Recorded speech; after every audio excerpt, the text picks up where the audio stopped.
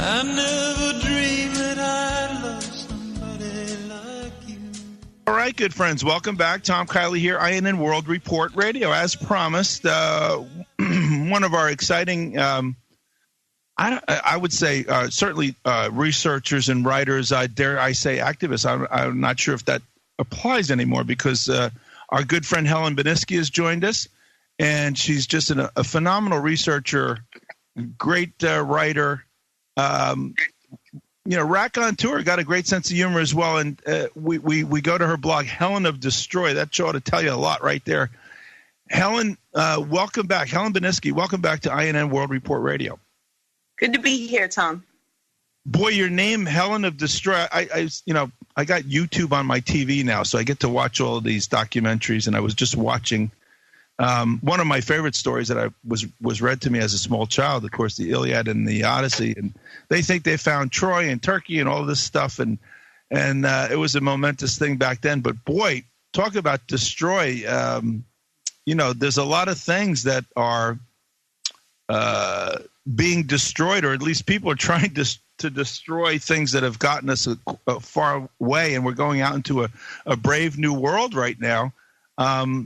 And it seems to be faltering. But anyway, first of all, how you been since the last time we had you on the show?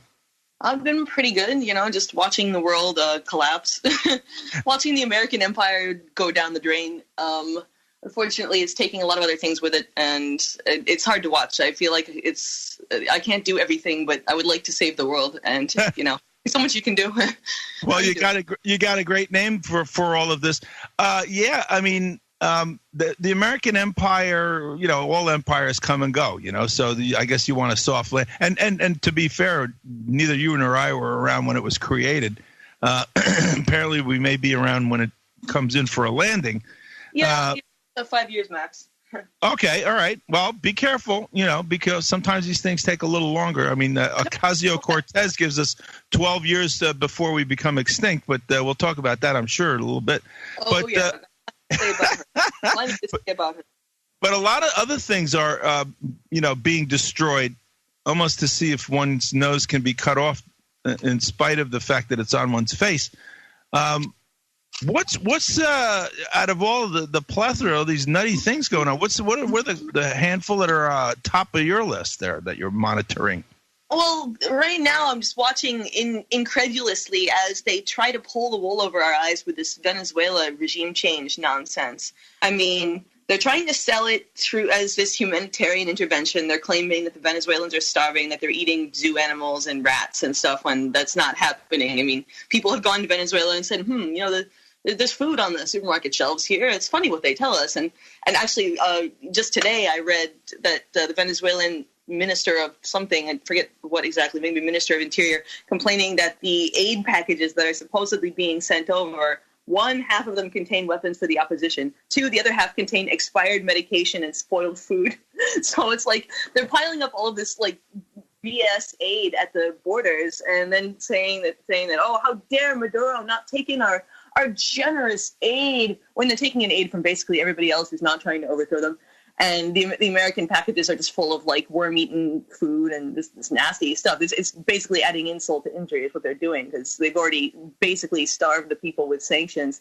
And on top of that, they're giving them spoiled food and saying, "How dare you not accept our generosity? We must force this through your borders." And just every little psyop that's been foisted upon us to try to feel for the Venezuelan people exercising their democracy by bringing in some guy that none of them had ever heard of. 80% of Venezuelans had never heard of this guy before he declared himself president. So, yeah, the whole thing is a lie. And I just shame on Bernie Sanders for for aligning himself with this, by the way, because this is somebody who a lot of young and idealistic people like have lined up behind, because he's promising them the world and an ice cream cone, and without really knowing enough about him to know that he's voted for every single regime change war, except one vote against Iraq Part 2, that everyone cites as proof that he's not a militaristic guy. When no, he's voted for every other war, and he's voting for this one, claiming that, oh yeah, Maduro must do what the people want. And, for a guy who calls himself a socialist, he's really stabbing his fellow quote unquote socialists in the back with this one, because no, this is obscene. We don't belong in Venezuela. I mean, decades of regime changes in Venezuela, and not in Venezuela, in South America, have not given the South American countries anything better to live for than, And Elliott Abrams at the helm of it. I'm sorry, I told you everything you need to know. Dr. Doom. Let them eat worm-eaten cake, I guess. I've come to the realization a long, long time ago that anything that has to do with Venezuela and the United States government and the United States corporate media is at very best taken with a mountain of salt, if you even bother going into it. It is such a thorn, I suppose, in the globalist oligarchy side. Yeah, it's like now it's three for three. The first one, they have the largest proven oil reserves of anywhere in the world. Two, they have a socialist government. And three, now Russia wants to build a military base there. Or I don't remember if it was they want to build a military base there or they want to build one just off the coast. But whatever it is, there's three things that really piss the U.S. off. That it is really keen to see these guys go down, and really that's enough to make you cheer for the Venezuelans. I think anybody who the U.S. hates that much has got to be good. Well, also, I mean, the globalist oligarchy does not suffer socialist governments gladly when they're not in control of them. Especially because this is when they already tried to take out back in 2002. They locked up Chavez, and the people came and got him out. So they're trying to sell this as, the people don't want socialism. Hello, the people stormed the palace to get out their socialist leader. I think the people want socialism. Yeah. I mean, it's, we've seen this over and over again. Salvador Allende in Chile, but the socialist regime in Afghanistan, they can't allow a socialist country to experiment and get it right and become an alternative. Number one, in any case. Number two, much less when there's so much oil there that can help pay for it. Look at Libya. Look what Muammar Gaddafi was able to do with all of that oil, with his Jamahiriya, his form of government. You can't let that happen. You just can't let it. And they've been at it, and it just keeps failing for them. Now they got this. What's this guy Maduro? What was he? He just walked up and said, "I'm the boss." And no, that's Guaido is the new guy. Guaido, right, and Guaido. He just walked up and said, "This is a guy who was educated in the United States, like went to Washington University or something. Basically, he was grown in a vat in a CIA lab somewhere, and they picked him when he was ready, and they plopped him down and said, "All right, you are the one we want to lead our coup." And I mean, he's made for TV. He looks like a hybrid of like Barack Obama and what's that guy in Texas, Beto O'Rourke or something. He looks like a combination of those two. Or it's a weird. But every time he yells, he looks like he's yawning. You see all these pictures, and it looks like he's just yawning really wide. So when he's trying to be like impassioned about something, it just always looks like he's yawning or he's about to swallow somebody's head. It's a weird situation. Well, it's the new model. I mean, unfortunately for them, they've burned through all of their traditional politicians. They're outed. Okay, all right. If you were going to save the middle class, Hillary Clinton, I think you'd have done it by now. Okay, right or left. So they got to get these nobodies from nowhere. And there you have it. It's just over and over again. Barack Obama, no history, bang. Nice young face. Hey, try me. Give me hope. All right, Macron over in France, ocasio-cortez, and now you got this guy. This is the way that they're trying to do things. People from nowhere without a past. No, it works perfectly because it allows the average voter or whoever to project their hopes and dreams onto this cipher, this nobody candidate, and then there can be no deal breakers because there's no deal. There's nothing there. By the time you find out, okay, they did their 2 or 4 years or 8 years or whatever, and you're on to the next one. Helen Beniski is our guest tonight, and as you can hear, it's already just starting to warm up. I urge you, we're going to take a break in about 20 seconds or so, but I urge you to go to her blog, Helen of desTroy. And Helen, we got about 10, 20 seconds left. What are a couple other topics you want to talk about in this visit with us tonight? We can talk about Macron and his plans for the internet. They're pretty scary, and they're coming to the U.S. soon, I'm sure. All right, my friend Macron over in France. We'll be right back with Helen Beniski right after this. All right, good friends. Welcome back. Tom Kiely here, INN World Report Radio. As you can tell, we're just heating up, and thank goodness, too, because, Helen, how have you been surviving the windstorm our area has been going through in the last 24, 48 hours? I have been staying indoors. Good for you.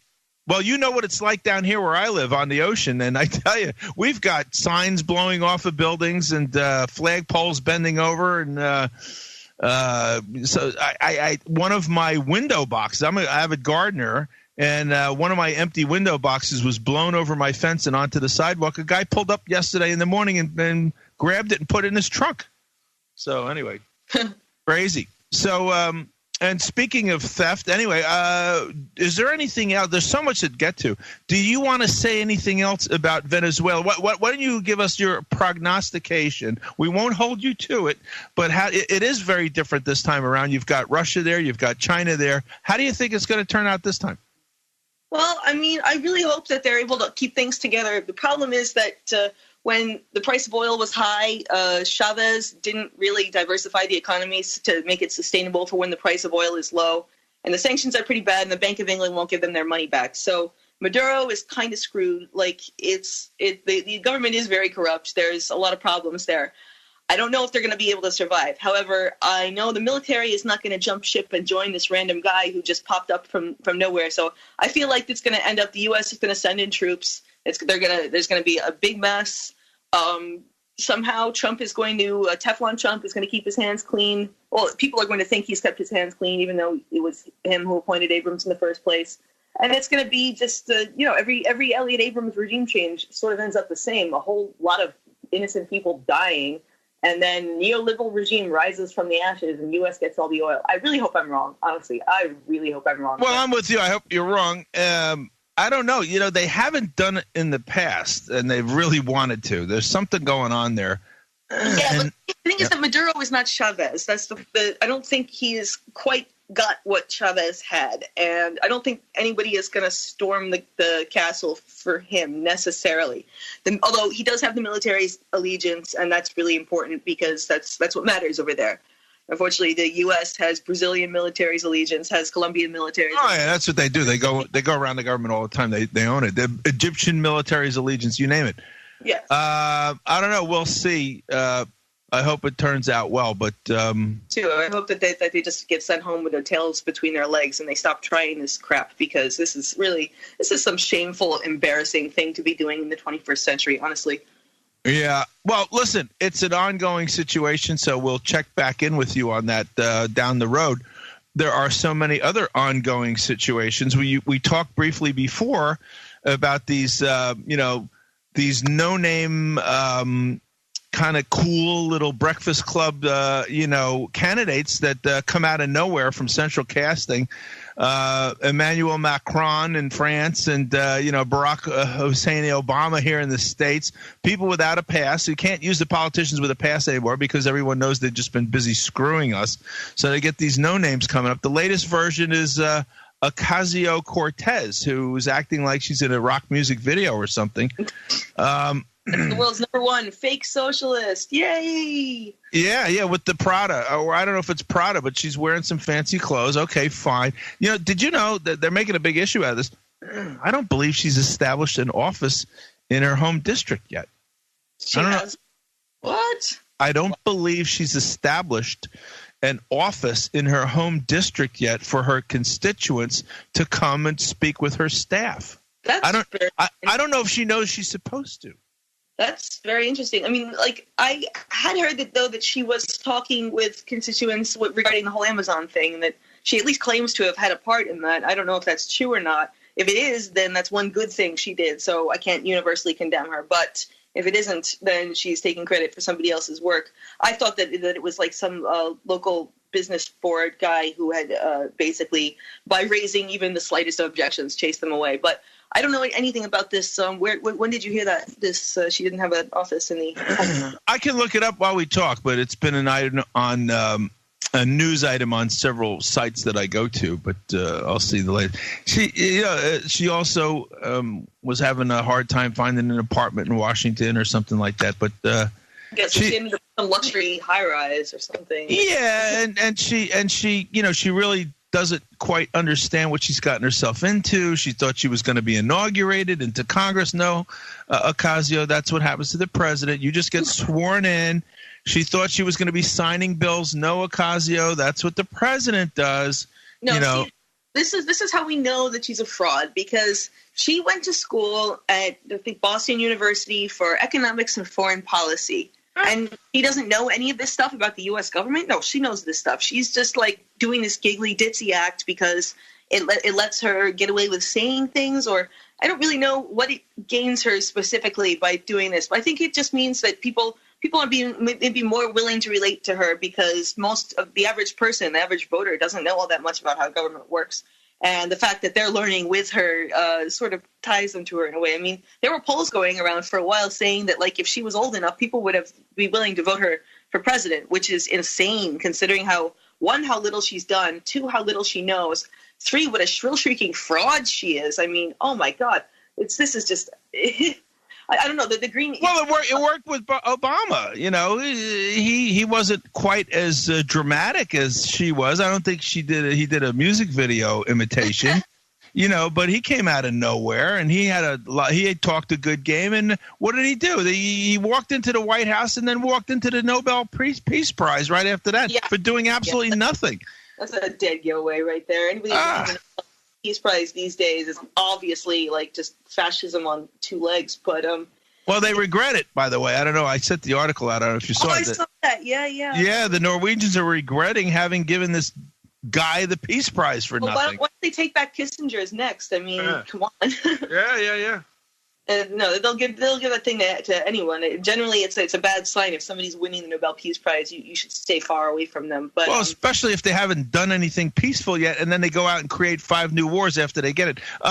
Listen, so of the utterances of ocasio-cortez, what are the ones that strike you at the moment, because they come fast and furious? There's probably some being made right now as we speak. Oh yeah, no, I'm sure she's tweeting or Instagramming or whatever right now, but I'm mostly concerned with this Green New Deal, because it seems, for one, like she was drafted to basically be the face of this legislation, like this Sunrise movement that has been harassing Congress people in their offices and stuff. They needed a candidate to push this stuff, and they picked her. So I don't know if I'm sure she was groomed before that, or maybe marriage made in hell or something. But so she's the face of this legislation. This legislation is to the environmental movement what the Affordable Care Act was to the movement for universal health care. Basically, it takes an idea that everybody likes. I mean, who's against the environment? Everybody wants to see the environment do well. Well, you know, we all live on this planet. We don't want to destroy it. So it's an uncontroversial thing, just like universal health care. Nobody thinks that that's like a terrible thing. Everybody wants to see people get health care. But they come up with this big, huge, like bulky, pork-ridden legislation, and most of it is just a giveaway to business interests. I mean, she's said that she wants to get the business interests involved in writing the actual, like, the substance of the Green New Deal. That, to me, is a gaping red flag, flashing red lights, every sort of warning symbol in the history of the world. This is not the action of a quote-unquote socialist. This is a neoliberal corporatist, which is exactly what you would expect from somebody who has a degree in foreign policy and economics from Boston University. But this is a giveaway to the corporations. This is going to be a ruinously expensive way to squeeze out the last few pennies that aren't already eaten up with the military-industrial complex, and create some dividends for shareholders while shafting the common man and making us pay a bunch of new taxes for really no tangible environmental gains. I mean, I would say if it does benefit the environment, it'll be by accident. Yeah, interesting. I mean, they've thrown everything into it. It's like the kitchen sink is there too. It's trying to correct all the ills in one fell swoop. I'm all for correcting ills. No problem with that. But it becomes a cartoon if you try to just throw it all in there. I don't know if you followed it more closely than I, but she's being accused in there of also saying, and a universal basic income for everybody at the same time. Yep. Whether you want to work or not, whether you can work or not. And of course, universal income sounds like a great thing until you realize, once it's universal, then the government is my boss. And, if I open my mouth on my microphone and they don't like it, I can be cut off. Yep, that's what a lot of people don't think universal basic income through, because anybody who's ever participated in any government program knows that there are so many rules involved and so many ways to get thrown off the program and so many like hoops you have to jump through to apply for the program, et cetera, et cetera. It's not as easy as just like signing up and saying, oh, okay, now I get this for life in perpetuity. No, it's not that easy. And yeah, that also, there's also the kitchen sink aspect of the legislation. I mean, one second, Hal. May I share? You touched on something there. I happen to have personal experience in this regard, working for the U.S. government and being at their mercy and having my paycheck at their mercy. I was in the U.S. Army for 3 years in the Vietnam era. Okay, and as you point out, there are so many rules and regulations in the Army. They made a novel. Herman Wouk made Heller made a novel out of it called the Catch-22. There's so many rules in the government that they can get you whatever way they want, if they don't like what you're doing. Well, I was court-martialed and busted down to the lowest rank, which means my salary went down to $88 a month because I broke a rule. You know what rule that was? I let my hair grow to the point where it began to touch my ears. Okay? You're cutting out. Oh, sorry about that. You're cutting out. I'll back off. I let my hair grow while I was in the Army to the point where it began to touch my ears, and that caused a chain of events where I was busted back down to private, and my salary went down to $88 a month. How about that? Yeah, that's exactly. It's like Stalin's. I think it was Stalin said, "Give me the man, and I'll show you the crime." I don't know if it was Bukharin, one of his henchmen, but yes, we got about 30 seconds. So I think there's a little more about Ocasio-Cortez. Don't have children, but. Oh my God! Yeah, and her insistence on trying to come off a real person, like all these videos that she shoots in her kitchen while she'll make a video where she's talking with her mouth full. It's like, really, hey, your regular guy is showing here. All right, we'll be right back with Helen Beniski, a.k.a. Helen of Troy, desTroy, right after this. All right, good friends, welcome back. Hour number 2 just getting underway. Tom Kiely here, INN World Report Radio, Tuesdays and Thursday nights. Here on the Great Logos Radio Network, a rising star, in my opinion, and I hope you will agree, in the alternative media fundament, is with us tonight. Helen Beniski, also known as Helen of desTroy. That is her blog. It's a great place to go. Incredible research. And Helen, you're doing a YouTube channel now as well, are you? Yep, it's the same name, Helen of desTroy, and there's a mirror on BitChute in case I ever get kicked off. But it's good. I haven't the attention of the censors yet. Speaking of kicked off, your connection is cutting out a little bit. You might want to back off the. I'll repeat that then. No, I have Helen of desTroy is the name of the channel, and there's an alternate one on BitChute for anybody who uses that, who's been kicked off YouTube. It's going around. That sounded a lot better, whatever you did. Sometimes when you back off the microphone and the device that you're using, it helps with Skype. I notice it clips sometimes when it gets too loud. I'm going to move closer to the window. I guess maybe that'll work. There you go. All right. So the planet waves are in effect tonight. We were speaking of Ocasio-Cortez. You seem to think that she's smarter than she acts, and she's doing a ditz act. Perhaps because her target audience is so infantilized now, as by design, that's what she needs to do. I'm not so sure. I think that I don't think she cares. I think she just figures she gets in and she'll be the boss, as she just recently said. What about these things? It's contradictory things now. According to her, we've got 12 years before the world is going to be destroyed if we don't do something about climate change. And then she's saying, do you really even want to have children? I mean, could you speak any more clearly for a globalist, eugenicist, Malthusian oligarchy than to say something like that? Well, and this is another indicator to me that she is smarter than she seems. Because, one, just to rewind a little bit, she had these large advertising corporation do her campaign ads supposedly for free, and now why would they volunteer for some schmuck off the street who doesn't know how many chambers there are of Congress?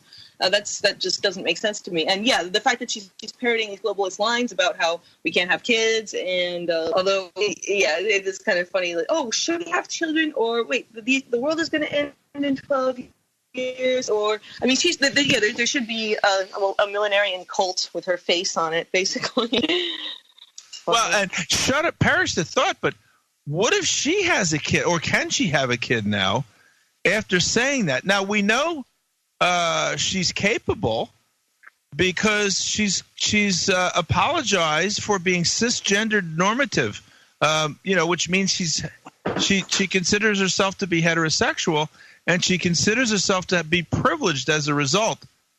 So, yeah, it's funny. She's not privileged for growing up in Westchester, but she's privileged for being the heterosexual female. I mean, I guess this is like the the ultimate fantasy where you get a medal just for showing up. I mean, this is the way that male and female yin yang, crocodiles, human beings, cockroaches, that's the way it works, Well, yeah, I mean, the bar has been lowered so much that, just a simple achievement like having a defined gender is now something to talk about. It used to be nobody would talk about that because it was just taken for granted. Like, why would you? You're known for your achievements, not for your deciding who you want to have sex with or what you identify as. Nobody gave a crap because why would you?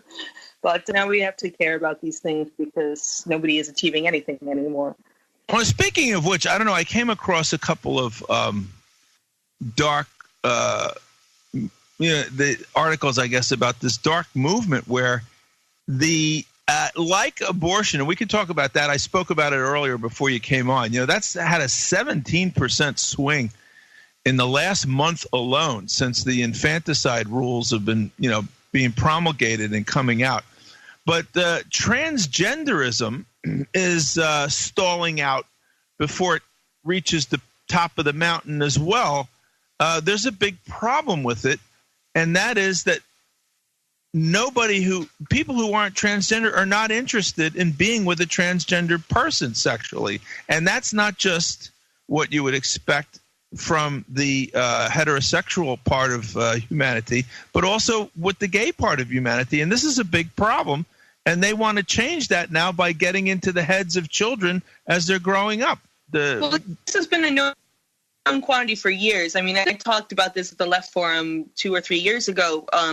They're trying to make it. They were trying to frame it in the minds of gay people that if you don't, like, say, a lesbian doesn't want to be with a man who is transitioned to a woman but still has male genitalia, that is supposed to be classified as bigoted. And then there was this horrible person, Riley, calling themselves Riley, who had face all over YouTube.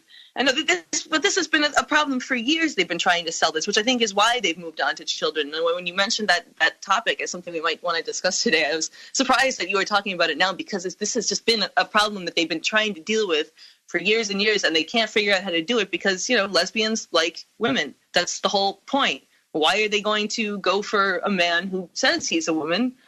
As much as he might feel like a woman on the inside, he doesn't, if he's not one on the outside and not chromosomally one. I mean, let people decide who they want as their sex partners. That's like kind of the fundamental free choice of get government out of it, out of the bedroom. And you mentioned this Riley person. Yes, I've seen some of their videos. I don't even, weirds. I don't know how you exactly say it anymore. But I would call Riley an it. Riley is a subhuman creature masquerading as a transgender woman, masquerading as I think that any trans person would be insulted to have Riley lumped in with them. So I'm going to do them the honor of not lumping them in. Riley is a class unto itself. Riley. For those of our listeners who might not be familiar, there's this person named Riley who's a guy with long hair and has affected a female look and tells us that he or she is transgender. And Riley's got a problem that people are not accepting transgender people. The attempt at fooling somebody into believing that you're sitting down and having dinner with a woman when you're not isn't working. And so that means that he's not getting the dates that he wants. And among others, it's happening with gay people as well. And this upsets Riley. And Riley's saying, what's your problem? There's still 2 holes to deal with. I mean, I've seen him say it. Yeah, he's really he's repulsive, but it's like I don't know. I feel like this is giving him too much attention. The more air you give Riley, he's like a fire. The more air you give him, like the more power he gets. So we should probably move on to another topic. No, I disagree. I think let Riley be Riley. I mean, okay, well, I mean, he's a total fascist, and he wants to control what you do with your genitalia, even though he has no. He was actually this does get into something that I wanted to talk about. That he was one of the figureheads for this site, Everyday Feminism, which was a total false flag attempt at sort of co-opting feminism, gay rights, transgender rights, all of these sort of what used to be alternative movements, and sort of using them as a weapon to smash the last vestiges of the good parts of American society. I mean, there aren't a lot of them left standing, but they wanted these people at Everyday Feminism. I mean, it was just so obviously a front group for somebody. They would have all of the stupidest headlines about and this is how your privilege makes you do this and this. It's hard to really describe unless you're there looking at the site. It hasn't been updated in years now, but back when it was current, it was a really interesting window into how, and you see things like this with the CIA sponsoring transgender achievement awards or something, and a couple of other government agencies that have their fingers in these pies where their fingers don't really belong. I mean, you tell me what legitimate reason the CIA has to be sponsoring a transgender achievement award. If they believe somehow that this is going to break down society and make it easy. I said legitimate. Right. No. There's how dare you, Helen? By that question, you're insinuating that there's something that's not legitimate about transgenderism itself. How dare you? Oh, that's right. You're Helen of desTroy. There you go. About an intelligence agency getting involved in transgender. That's not legitimate. No. But I mean, any agency, anybody getting involved in it to try to, basically you've got nature working along, and this is a war on. I call it a war on spirituality. All right, so if you're an atheist, we'll call it a war on nature. But anyway, I think it's running out of steam. I think it's can't crest the top of the mountain, and it's backsliding. The thing is that there's just not a lot of people who identify as transgender, no matter how much they want to encourage this in children. And what I do find very interesting, which is more and more research is coming out about this, is the link between transgender in children and autism. As you probably know, the autism diagnoses are through the roof. And they're finding that a lot of these kids coming out as transgender are also autistic. So, you got a built-in pool of I guess applicants right there, because there's more and more kids are being diagnosed as autistic every year, and so that's where the rise in transgender population is going to come from. And it's not the same thing as just an adult deciding that they've been this way all their lives and this is what they really want to do. Now it's like this sort of weird monkey see, monkey do thing where one kid in the class becomes transgender and then 10 other ones decide, like those schools in England where they've got 35 kids all transgender at once, and it's all special needs kids. So that's really scary because Helen, what? Point of clarity, it's not because there's something inherent in autism that produces this. I suspect it's more because these children are more susceptible. That's what I meant. Right. Kind of thing. Yeah. They get they see somebody doing the thing and they imitate, and it just becomes. I mean, you would see so some of the cases that I saw would just they would all adopt the same name, or they would get the same haircut, that's just really scary, because it's one thing to get your hair cut the same way as the person that you're copying, but to get your other parts cut, that's very good point. Or get your hair dyed blonde, like Julian Assange and that famous cult in Australia. But yes, these kids are looking to be accepted, and suddenly praise is lavished upon them if they attack their chromosomes. So it's a very sad situation. We only have about 10 seconds left in this segment, so I'm going to just say Helen of DesTroy is the name of Helen's blog, and now HelenofDesTroy.com is the blog, and also the YouTube channel. We'll be back with Helen right after this. All right, good friends, welcome back. Tom Kiely, INN World Report Radio. Helen Badisky is our guest tonight. HelenofDesTroy.com and her YouTube channel, also Helen of DesTroy. I can't stop saying it, Helen. My father read me the Elliott, read me and my brothers. My sisters came along later as children. This was our good night bedtime stories. So I go way back with that.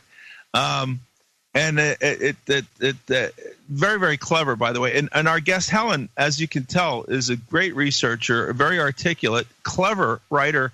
And, that's the thing. You have to make it interesting. It can't just be gloom and doom all the time. And, Helen, I think you're very good at that, coming up with the twists and turns of looking at things.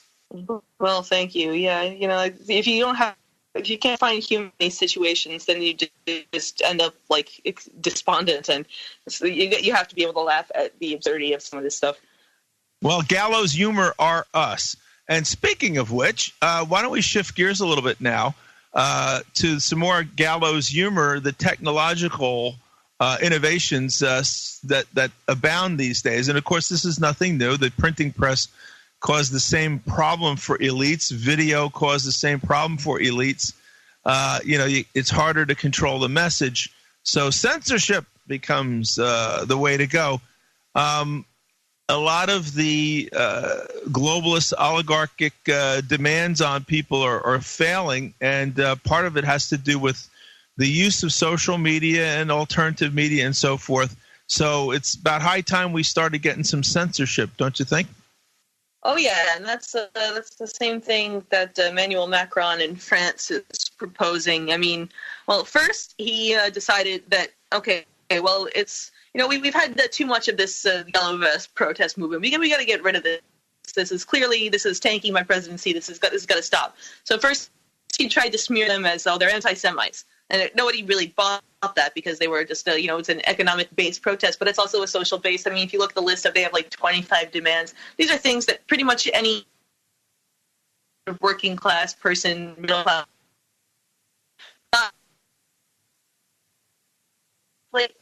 Zionism. And, most sane people are anti-Zionists. So, okay, fine. So you got them rolled up in together, but nobody's going to then think that anti-Semitism is... If it means anti-Zionism, it doesn't have the same sort of punch that it used to. Well, okay, here's the punch. Social media, Macron wants to ban any users who have been accused and convicted of hate speech from using social media platforms. Now, that sounds pretty harsh, given that hate speech now means criticism of Israel. But he's hoping that you're not thinking that far ahead. And this is actually a bill that's been proposed. It's going to European Parliament in May. It's completely horrifying. It is one of the scariest proposals that I've read of. And I've been reading a lot about all of these government censorship measures from the private sector versions like Microsoft's NewsGuard, which some states have actually passed in their libraries and their universities and whatnot. And they're trying to get that going in Europe too. But this is top down. This is an authoritarian government measure, and it's clearly being done because his approval rating is in the toilet. I mean, I think the last I read was 20%, and everybody supports the yellow vests who are in their third or fourth month of protest. Zero Western media coverage, so they're doing the right thing. They haven't been co-opted yet, because if they were co-opted, you'd be hearing about them. There would be so many photographs of these guys, you have no idea. They would have their own Ocasio-Cortez in the lead, wouldn't they? You would go on Reuters to look for photographs to illustrate your articles, and there would just be dozens of new ones every day. You can tell what they want to push by how many photographs are on Reuters every day, by the way. When there were the migrant caravans going towards the border, you would see 20 new photographs every day, at least, hundreds of new photographs really every week, and zero of other things that they didn't want to push. So and who started Reuters? The Rothschilds, I believe. The early globalists, the Rothschild family, to control the message. Yep, and they're still doing it all these years later. So that's continuity. That's continuity. Oh! I'm sorry. Was that anti-Semitic? Oh no! I eat words. I'm going to get kicked off of French Facebook. No, what he wants to do is get it so you can't open a Facebook account without identity documents. Right. And that's, I mean, even his own digital minister of digital information or something like that, he's like minister of digital content or something like that. Even he said, well, we don't really have the technology to do this. And it's kind of, just a little bit totalitarian, just a little bit. Helen, what does technology have to do with it? At its height, after he defeated France, Hitler was said to be able to say if 2 + 2 = 5, nobody would contradict him. This is what the king wants. This is what Manny Boy wants. It seems to me like it's his own version of Hillary's "the Russians did it, I really won the election." How could anybody be displeased with me? I'm Jupiter, after all. There has to be something nefarious going on here. Ergo, we need all these draconian laws and stuff because I'm just so great. How could anybody not want me? Yeah, he's declared that it's re-civilizing the internet. And, I mean, that's all you really need to know about the hubris coming out of this guy, because he's convinced that his way is the right way. And, it's because the Yellow Vests did most of their organizing on Facebook. That's what you got to do. You just call them anti-Semitic and then get them kicked off Facebook. And then voila, no more Yellow Vests. And, of course, they've made it so that other platforms can't. Half of other platforms keep losing their domain names. Like Gab lost their domain for a while because they were threatening Twitter. Not threatening as in physically threatening, but threatening as in muscling in on the business sector. While Jack Dorsey is saying, oh, yeah, it's social media use is a right, not a privilege. While with his other hand, he's feeding data to the U.S. government. And this is classic fascism. I mean, everybody talks about Trump's a fascist and Trump is Hitler. No, it's not Trump. It's the technology companies, the Facebook and the Googles and the Twitters, who are cooperating with the government to do the things that the government is not legally allowed to do. And now I'm back to the U.S. here, but also in France, to do the things that the government is not allowed to do because of the First Amendment, even the Second Amendment. I mean, they got the banks to shut down accounts associated with firearms manufacturers, but that's another topic for another time, I think. However, yeah, they're circumventing the First Amendment by having the corporations do it, basically on outsourcing censorship. Yeah, outsourcing oppression, basically outsourcing totalitarianism. But Helen, it's not a hard sell for the government. If anything, now the government is being urged to have these corporations, these technological oligarchs, put the brakes on it.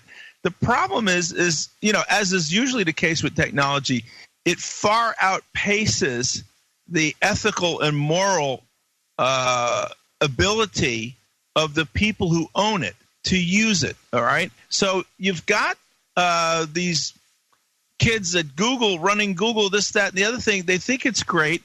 And they think, therefore, since they have all of this tool and since they have the vision of utopia, they have some kind of right to use that tool on elections and favor candidates with their algorithms and so forth and news stories and all, because it's all for the good as they see it, right?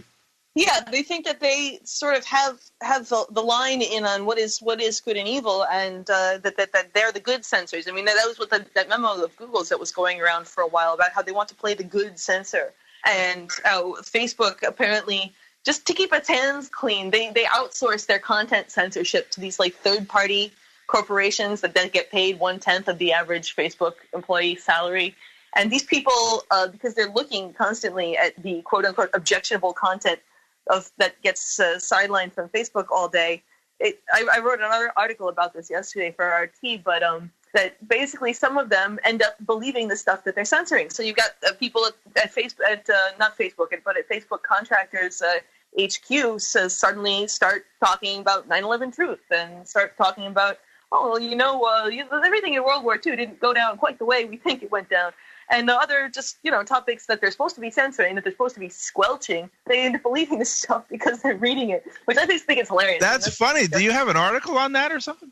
Yeah, it's on our RT. It was on RT last night. I'll send you the link. But it's from an article in the Verge, which of course they have to frame this as something terrible, and they throw flat Earth in there because if you're talking about conspiracies and you're saying somebody believes a conspiracy, you have to have flat Earth in there because you just got to discredit everybody with a flat Earth is like in a salt and pepper shaker that they just kind of pour on any sort of mention of legitimate conspiracy theories with flat Earth, flat Earth.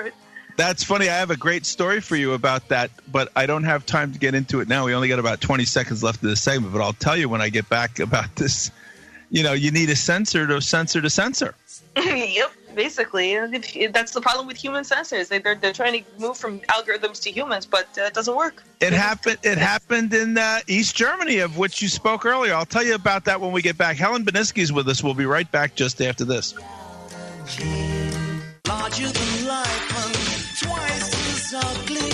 We have to live there. You'll have to trust me. All right, good friends, welcome back. Tom Kiely, INN World Report Radio. I hope you are enjoying tonight's program. I know that I am. I always enjoy it when I get a chance to share with y'all news and information, but certainly when we have a guest like Helen Beniski, Helen, what's it been, about a year now since you started coming on the show? Yeah, about that, I think. I've known Helen for quite some time here in the New York City area as an activist and somebody who's helped organize events at the Left Forum and so forth. And then I started to read Helen's blog. I said, man, we got to get Helen on the show. So here you have it. And as you can tell, it was well worth the effort. Helen Beniski, Helen of desTroy.com, and her YouTube channel of the same name. So, Helen, talking about technology and censorship and so forth, very, very interesting what you said in the last segment, that it's knowledge is infecting the censors. These people who didn't know anything about 9/11 truth, and now they're tasked with weeding it out of social media, and they think it's interesting. It reminded me of a situation. Those who listened to the show for a long time, and I alluded to it earlier. When I was a kid in the Army, I was stationed in what was then called West Berlin. And I'm quite familiar with, the Berlin Wall and the no man's land. And, every few months there was somebody trying to escape and they get hung up on the wire. And it was a big deal. They waited until it got dark before they dragged them off, and all this stuff. But they had the wall was thrown up very quickly. At first it was just barbed wire. The famous picture of a East Berlin Vopo jumping over the wire to his freedom and all. That was in my local Berlin pub on the wall, framed in a very pretty frame. But then they put the wall up, they put the guard towers up, and you had the people in there trying to shoot people, trying to escape. And then they had a problem because the guards were escaping. So it reminded me of your story. So then what they did, their solution was they put a guard in the tower to guard the guard. Yeah, so that's basically it. They got another guy who the two guys couldn't know each other. They made sure they were from different units, different parts of the country. Otherwise, you might let your friend go. So you didn't know anything about the guy next to you, and you're both in the tower. So it sounds like that Google and Twitter and all, they must, whoever doing the censorship, they must need a censor for the censor now. Yeah, and they tried to make it be done with algorithms, and so many people complained, and it also didn't catch everything that was that needed to be censored. So they've been hiring all these humans and hiring more and more humans. But that's exactly it, is that humans, unfortunately, no matter how much you want to steel them to be impermeable to reason, if you got a reasonable, logical argument, like much of the content that Facebook is supposed to be censoring, then it's just, it's going to get in there eventually, which is why it's, and now they're not even just censoring content that's hate speech, quote unquote. They're censoring content that's conspiracy theories, and they're censoring content that's now anti-vaccination, which, I mean, I'm sorry, if you're making it so categorically you cannot talk about anything that is skeptical of the CDC's ridiculous vaccine schedule, that's sort of admitting that you lost the argument. I mean, it's like, if you have to legislate your point of the debate, you lose. That you have already lost. The debate is over. Well, actually, they've been legislating it before this with money, okay, that they block out any voices that go against what they want told on the subject And that worked for a long time in the conventional media. But now with social media and the internet, where people get so now they have to go against it again because the truth comes out, and of course that's not profitable at best, and maybe gives a little too much freedom at worst for these people. Well, yeah, and that's the whole thing that social media is. What it made it originally so powerful was that you didn't need a big, large sum of money to get your word out and to find like-minded people and to have discussions and learn things. And I mean, they basically, like, the internet has all but made the college, the educational industrial complex obsolete by just, you can learn more on the internet than you will in your gender studies class, that's for sure. And the fact that you're supposed to still go into hundreds of thousands of dollars of debt just to have a piece of paper showing that you've sat through X number of classes is more and more people, I think, are... That you've been officially dumbed down. You got your pigskin to show that, right? Yeah, and it's I think more and more people are waking up to the inutility of this, because as much as I loved my time in college, and I think as much as I think most people do, so many people now are going to college for things like medical billing, which to me is the epitome of just end-stage neoliberal capitalism, soulless... just ugly sublimation of all one's human parts to a square cubical box that can be fed into the machine. May I go into my philosophical bag for a moment on this subject? Oh, let me guess. The war on spirituality. The war on spirituality. No. I said philosophical. I didn't say spiritual, but although they are related. Yeah, and as a philosopher, which I can't make a living at it, so I do stuff like this. I try to analyze and understand things, and it occurs to me that heretofore, up until World War II or so, the whole purpose of college was for a very small group of people, mostly for the scions of the elite to learn how to rule over the rest of us, and then for some, technical people, teachers or doctors and things like that. With the boom in technology, particularly, as popped during the Second World War and all of this technocracy that was popping up, they needed a lot of technical people. College opened up to the masses who were never allowed to go there before. My father and mother, both the first in their generation in the history of their families to go to college. Father was an electrical engineer, my mother a nurse. This was unheard of. My father went on the GI Bill, okay? So now all of a sudden you've got the hoi polloi going to college, and it's necessary because we need engineers and all the rest of it. And now it's gotten to the point where, okay, we have enough of the technology going, and these people are starting to get too many ideas, so we have to roll it back now, okay? Let's deny the hoi. And the first step is denying them a decent education and charging them through the nose before they all give up on it, and it goes back to being what it was originally intended, a place for the children of the elite to learn how to rule over the rest of us. How does that sound? Well, I mean, it's become basically another way to squeeze every last dollar out of people before they just use up the husks and throw them under the moving train.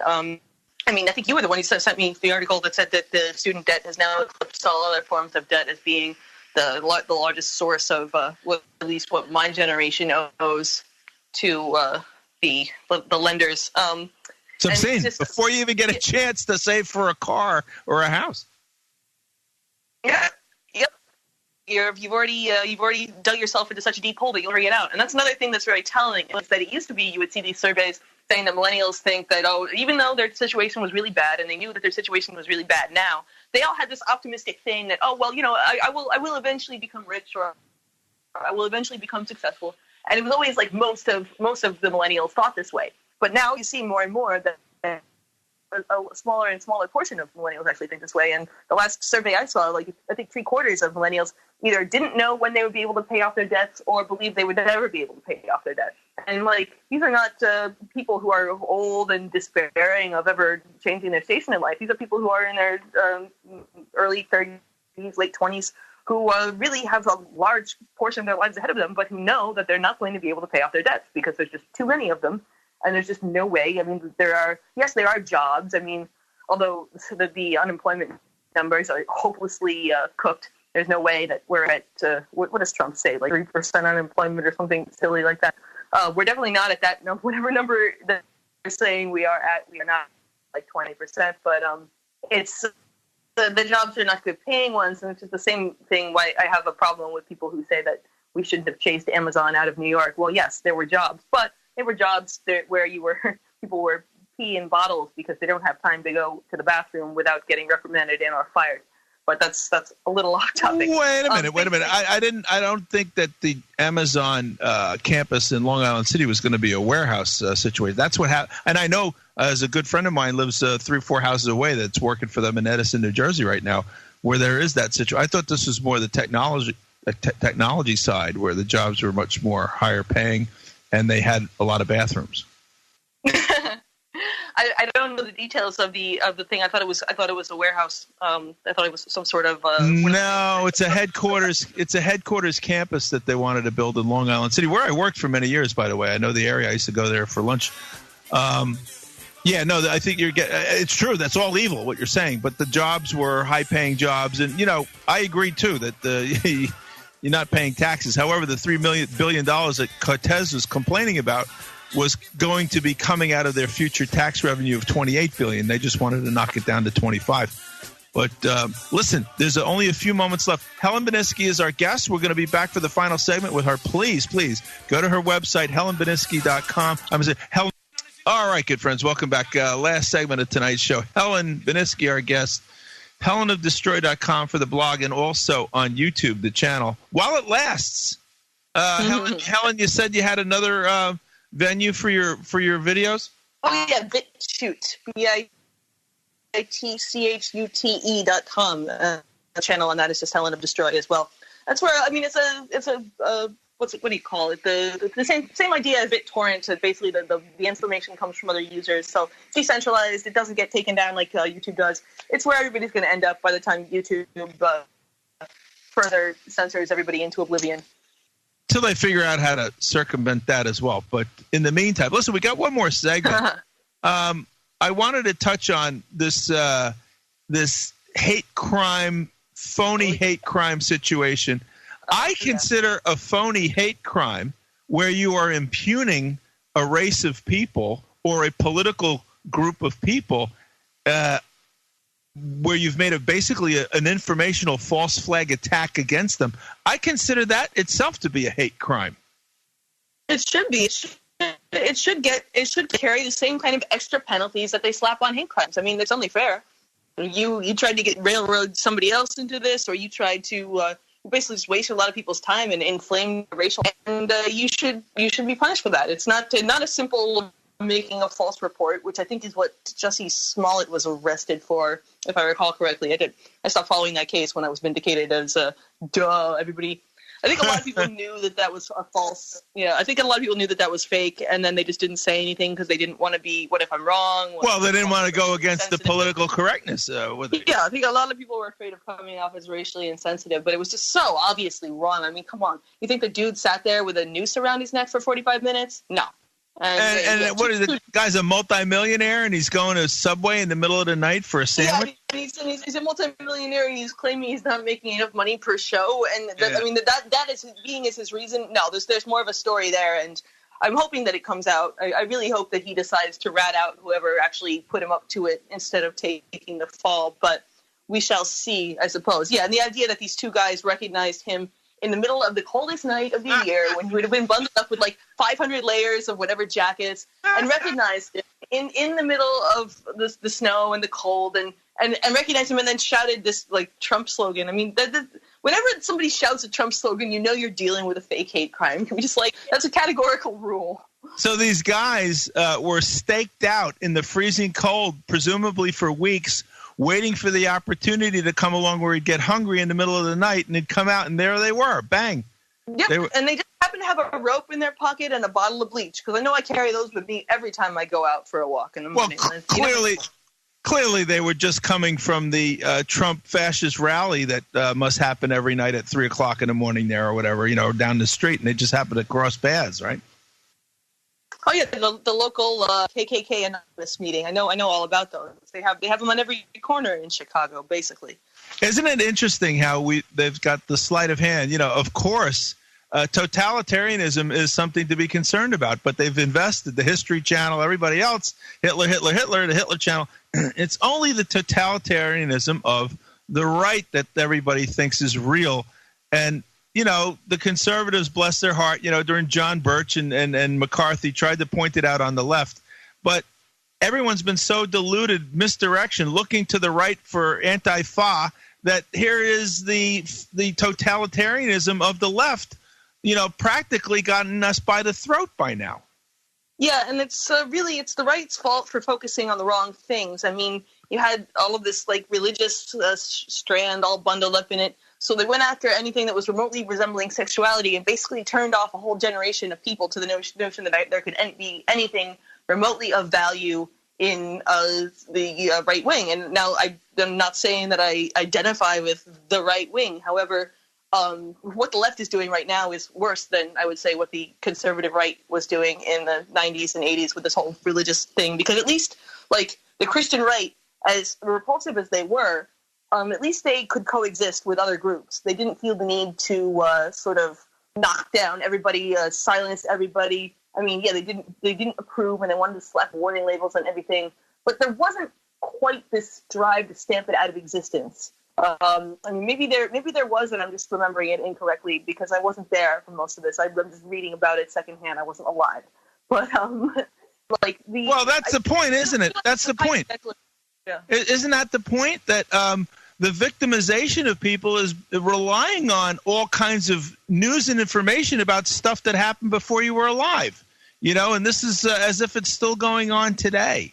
And it's always pumped up to be a lot worse. But if I may, back to Jesse Smollett for a moment, I submit to you, this guy was so cocksure of himself that he was going to get a hearing with this false flag of information that he did, that I say he suffers from identitarian black gay privilege. You know what I'm saying? That he just was so sure. Yes.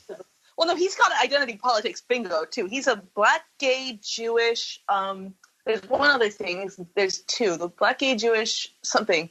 But he's a lot of things, and so he has, they compound. So when you've got one and then the other builds on top of it, and then...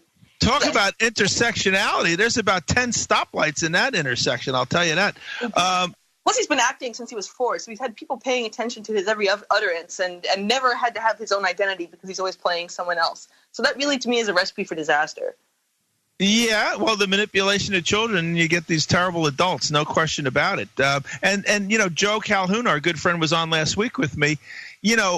Smollett didn't want to turn over his phone records or his telephone to the cops. Yep, dead giveaway. And some people believe it's because he was on the phone with his buddies Kamala Harris and Cory Booker, Cory Sparta Kiss My Ass Booker.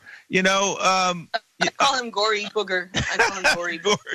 Gory Booger. He's a scary character. I'll say that. Yes, he's really I wouldn't want to meet him in a dark alley. I don't think he would. Well, I think he would like to meet himself anywhere, but. Yes. But that he may have been.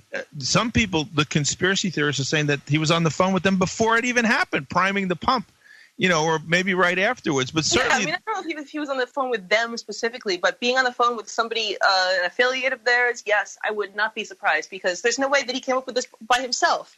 I mean, if you watch an interview with the guy, he's just not that smart. Now, not that this was a very smart plan; it was kind of a stupid plan.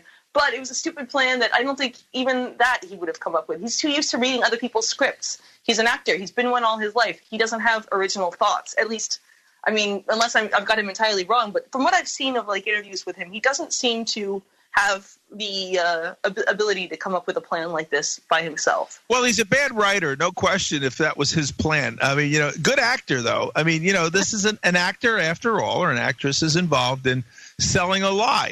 They're not really brave and heroic and ethical and moral and strong, but they have to project that.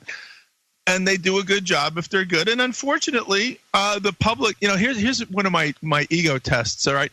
Unfortunately, much of the public, is enamored with their characters that they portray, and then they then they imagine that the actors are filled with these qualities that they act on screen when they're not, and I don't know about you, but I've seen this happen, this false valor where vets are claiming to have been people claiming to be veterans and all this stuff. But it's a very good test of ego to see if someone will with dignity turn down praise that they don't deserve, especially when nobody would be the wiser if they didn't. Yeah, and these I think actors, most people unfortunately don't. They won't do that. I mean, I think false valor. Are you thinking of that Nathan Phillips from Covington? Well, he's just one example of it. But I served with guys in the Army who went on to mislead people into thinking that they were Vietnam veterans when they aren't. They're veterans of the Vietnam era, but they were nowhere near Vietnam. And then they become local celebrities and they're writing columns in the paper. And all of this stuff. And they take. When somebody tries to give you credit for something that you didn't do, and especially if nobody, that's a test of character. Whether you say no, I'm sorry, that wasn't me. But the Hollywood people can't do that. They act like virtuous people on screen, and then when the people think they are, then they try to take advantage of the acting and make speeches at the Academy Awards. Yep, and they know that they're going to get twice as much for the next movie if they manage to pull off a good impression of somebody who's politically engaged and knows what they're talking about, for sure. And actually, on that point, they just had the Academy Awards last weekend, I think. I don't even know what the hell happened. The ratings went up, and they're all thrilled about that. But it's only the second worst ratings they've ever had the year before. And we're not number one, yay! and it looks like Hollywood's getting the message. They're backing off. They can't even find somebody to host the Academy Awards. I saw that, yeah, because they screwed the one guy because he made some comment like 12 years ago about how he didn't want his son to grow up to be gay. Right. And that was a cardinal sin. You can't host anymore. Yeah, it's like going through history. I wasn't around when this country was conquered. I wasn't responsible for it. I like to think I would have been protesting against it, but whatever. All I know is that today, as we speak, the Palestinians are being conquered, okay? Let's focus on real-time stuff. Oops, can't do that either. That's why it's all a distraction, this whole... now everybody's talking about reparations. Well, I would say that I would say that's next show. I don't want you to get cut off. I don't want you to get cut. I'm sorry, Helen. We only got about 20 seconds. Helen Beniski, everybody.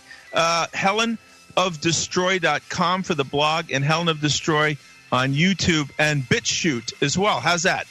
Sounds good. Thank you, Helen. Keep writing. She's got great stuff, folks. Go to her blog. Thanks a lot. We'll be back on Thursday night. Stay warm, Helen. All right, you too. Thanks.